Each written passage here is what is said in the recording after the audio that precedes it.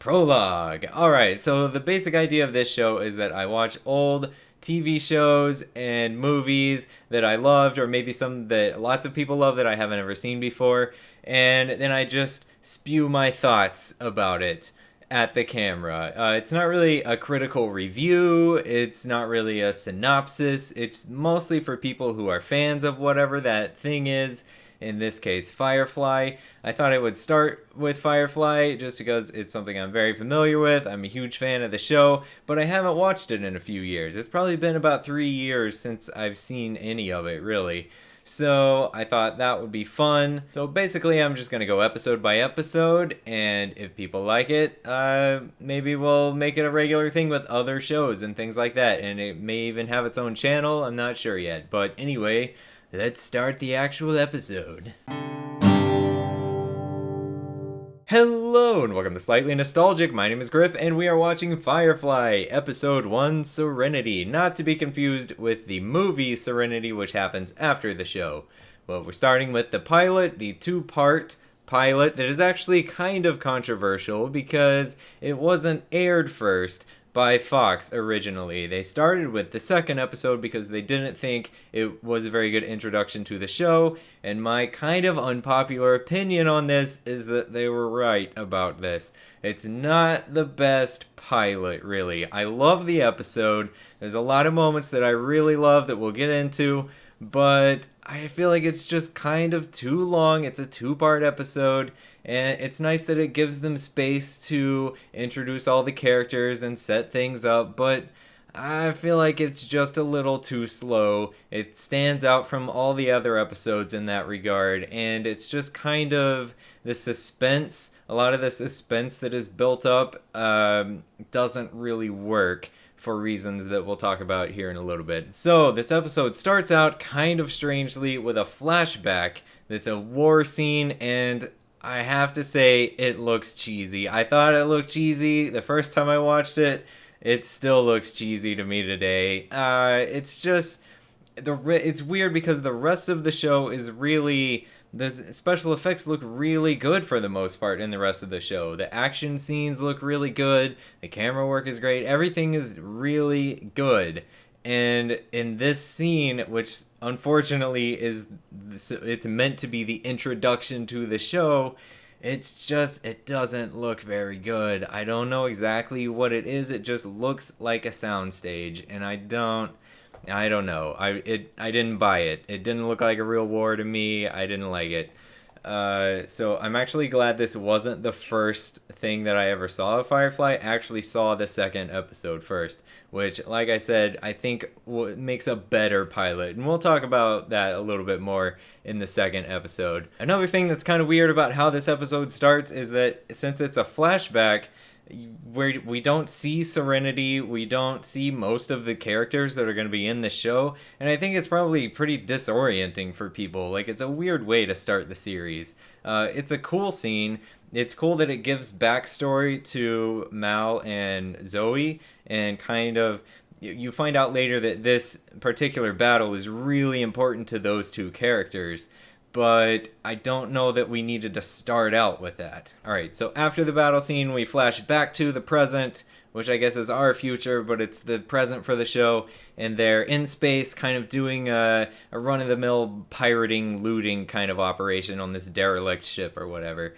So they're all in spacesuits, and the first thing that I noticed here is that there's no sound in space. Like, I knew this already, of course, but it just really jumps out at you in this show. Every time I watch this show, it's something that really jumps out because it's like, it sets it apart from other science fiction, and I really, really like this about this show. Like, most science fiction movies and TV shows will add sound into space, even though everybody knows there's no sound in space, just to kind of like up the action and make it more exciting and everything, but Firefly doesn't need to do that. It chooses to give you a totally different feeling of the space scenes, and I love the music they use during it. They really bring out the Western kind of theme in the space scenes with guitar music and things like that. And I think it just works really well for the show. Another thing that kind of jumped out at me this time that never really has before is that they say the word humped a lot in this scene and in this episode in general, and I don't think they ever say it again after that. It's one of those weird pilot things where like they're trying something out and then they just either forget to put it in the actual show after that, or they just decide they didn't like it. I don't know. Of course, there's lots of Chinese, there's lots of the made up slang and things like that, but it's humped in particular. They're always like, we're humped, we're gonna be humped, and all this stuff. And it's I don't know, it's weird that they use it so much in this episode, and then as far as I can remember, they don't ever say it again. During all of this, we also get the famous Wash playing with dinosaurs scene that's so iconic and everybody loves it. I forgot that that's actually our introduction to Wash's character. It's a great scene. Watching it now, it seems kind of weird. Like, it's kind of a weird scene. This is a grown man sitting here playing with dinosaurs, saying their lines out loud on a spaceship. Like, why is he doing that? Like, he's always kind of like the goofy comedic relief, but that, I feel like, is just like, why are you playing with the dinosaurs, though? I don't know. It seemed kind of weird, even though I love the scene. As soon as they all got back on the ship, there's a lot of kind of establishing shots of the layout of the ship, and I was just kind of reminded of how awesome this set is. It's a beautiful set, the interior of Serenity. Like, a lot of sci-fi will just have generic hallways and command rooms and things like that, but Serenity was actually designed to be like a real ship layout. It's kind of like a big RV, where there's like a kitchen and an engine room and the bridge and the quarters and like the infirmary and all of that. And it's just really cool. They put so much attention to detail in this thing and make it look really lived in. It's just an awesome set. Oh, a random line that is referenced in this episode that actually affects things later on. I'm not going to spoil anything with this series. I won't give you any major spoilers past the episode we're currently talking about. But I do want to kind of point out when things are referenced later, or things that get carried on throughout the show. And at one point, Kaylee says something about a compression coil. Now they need to pick up a new one, and there's kind of like this little argument with Mal about how they need a new one, and he's like, well, we can't afford one, and that comes up later on. That's very important. I just like that they put things like that in there, and then they remembered to call back to it later, so that it feels like it's a real continuity. It's something I really like about the show. Shortly after that, we get Simon's introduction, and his introduction is very weird because they're trying to make you think he's the villain the whole time. He's introduced with like over the top, he's got sunglasses, and there's the background music is like he gets his own villain music and things like that. He's supposed to be really ominous and mysterious and kind of sinister. Of course, for people who watched it live, and for me, because I didn't watch this episode first, I knew he wasn't a bad guy, so it was weird. And of course, he's got the box with him that we know River is inside, and really, if you're paying much attention to the opening theme, you know there's a girl inside it. So that suspense is kind of ruined, which is a major problem with this episode in general. So much of it hinges on you thinking one thing about Simon and not knowing what's in the box, and that's just kind of ruined for most people who watch it anyway. Once all the characters were together and interacting with each other, I just started to get a whole lot of nostalgia for this show, because that's really the best part of the show, is all the relationships between the characters, and a lot of that stuff is set up right here in this episode. Like Kaylee flirting with Simon and Simon being all shy about it. That gets set up here. There's a lot of tension between Mal and Jane that, of course, builds, and things happen with that later in the season. Oh, and earlier on, there is a scene with Wash talking to Zoe about how Wash is kind of jealous of Mal. Like, Zoe is very loyal to Mal, but Wash is her husband, and they have a good relationship, but it's like this point of tension between them. I actually had forgotten that that was originally set up in this episode, so that was pretty cool. Okay, so another random line that jumped out at me was this weird moment that I never really paid much attention to before with Shepherd Book. It's the moment when Mal finds out there's a mole, and he thinks it's Simon, so he goes and he punches Simon, and he's like, what are you doing, why are you telling the feds about us, or whatever. And then Shepherd Book like walks out of the shadows, and he's like, I believe you've got the wrong man, or something like that. And it's a weird line. I never really thought about it before, but like, is this some kind of hint toward what Shepherd Book's past might be? Like, it's never really revealed in the show. I think it's been revealed in comics and things like that, but you pretty much get the idea by the end of the show of, okay, well, you kind of get, I don't want to say what it is because I don't want to spoil anything, but you get the idea of what's going on with him. But this moment in particular, I never thought about it before, but is this Shepherd Book under the impression that Mal is actually looking for him? Does he think, when he says you've got the wrong man, does he think that he is the right man? Because right after that, Lawrence, the actual lawman, jumps out, and then it all goes down. Everybody knows what's going on. But there's that weird little moment that I always just kind of assumed it was like, oh, Book knows who the lawman is. So he's like, no, Mal, you've got this wrong. But this could be more than that. This could be the first big hint at what Shepherd Book's past actually is. We have some hints that he's more than just a preacher earlier on, because he knows a lot about spaceships and things like that. But I think this might be the first foreshadowing, really, of something more specific of what's going on with Shepherd Book. I could be wrong, though. Another weird moment that hints at a character's backstory that we never find out anything about is Inara, when they think Reavers might be about to board the ship, and everybody's really afraid. They kind of show shots of everybody just like reacting how they react. And Inara pulls out this thing that looks like it could be a pin, it could be a syringe. We don't get a clear shot of what it is, but it's like this case that she opens up, and there's some kind of thing in there, like a knife or something. I don't know what it is. Some people say it's a suicide kit or something, like a lethal injection. But in the commentary, they actually say they were planning to come back to that and explain what that was, and it had something to do with their backstory. So it's just this weird, frustrating moment for fans to watch it and be like, I want to know what that was. So speaking of the Reavers, during this whole scene, it's actually a really goofy scene. Like, they do a really good job of building tension and kind of making you afraid of the Reavers, because you never see the Reavers at any point in the show, but it's something that everybody is afraid of. It just gets really, really tense all of a sudden. You see the characters and their fear.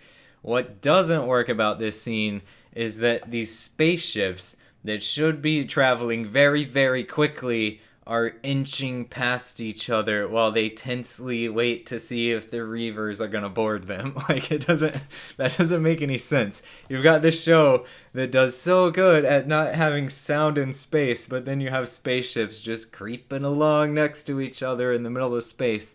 What's that about? Another notable moment in this episode that I really love is after the shootout, when most of the people are dead, the shootout they have on Whitefall, and Patience is kind of taking cover behind her horse, and Mal just kind of looks at her, and he just like, bam, just shoots the horse. And it's like this big subversion of expectations. It's a kind of a trope killer. It's really funny. I like it. I mean, it's sad the horse dies, but it's a cool moment. But I have always thought this was kind of weird, because first of all, why is Patience taking cover behind a horse and not just shooting? Why wouldn't she like take cover behind the horse and then shoot? Why is she back there being like, don't move, Mal, or whatever she says? That doesn't make sense. It also doesn't make sense why Mal doesn't just shoot her. Like, she's right there. They're like 20 feet away from each other. Like, why aren't they shooting? I don't think real shootouts happen like this, where one guy's just standing out in the open and one's taking cover but not shooting. I don't know. It's just a weird setup. It's kind of strange. But it is a cool moment. And then, he leans over and he's just like, I do the job and then I get paid. And it's like, oh, yeah, Mal, finally they win one. Like, it's really cool. And then shortly after that is the moment that made me love this show. Even though I had already seen episode 2 and then I watched this. And at that point, I liked this show. It was just like a fun show to watch with my friends.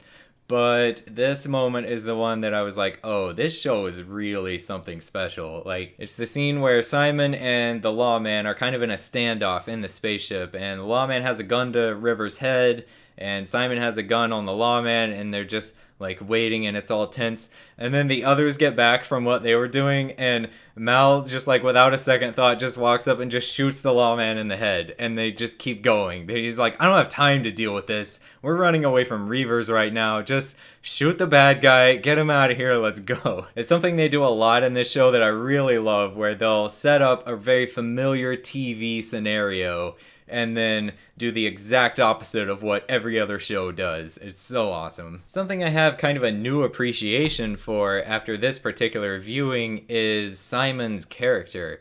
He really is set up to be kind of like this wimpy, big city dandy kind of character. He's all soft-spoken and polite, but when it really comes down to it, he's got courage. Like, this guy is not weak at all, and they even say that at the end. Mal is like, you ain't weak, and that ain't nothing. It's something that really jumped out at me more watching it this time, especially knowing what he has just been through exactly to get River out, and just how this guy has risked everything he has. He's given up this awesome life that he had, and all to save his sister. Like, he's a hero saving his sister like that, and his only mission in life is to keep her safe. And one thing that really highlighted this for me that I never really thought about before is when Kaylee gets shot earlier in the episode, and he basically uses that as a bargaining chip to keep himself and River safe on the ship instead of giving them to the feds. And that was just something that's like, that's a little ruthless. Like, you don't usually think of Simon as that kind of guy, but he does what he needs to do to protect his sister. And there's some nice moments with his sister, and it shows the bond between them, and I really like that relationship. Some of it is probably like Simon. I kind of feel like of all the characters, I'm the most like Simon, and I have a little sister, so maybe that's why this just gets to me a little bit. But it's cool that I can watch it after all this time and still really care about these characters. And that is pretty much it for this episode. So I hope you enjoyed it. Let me know if there's anything you think that could change about the format of this, or if you have any suggestions or whatever. Feedback is always great. And I would encourage you to watch along with me, and we can talk about episode 2 very soon. Thank you so much for watching. I will see you next time. Okay, bye.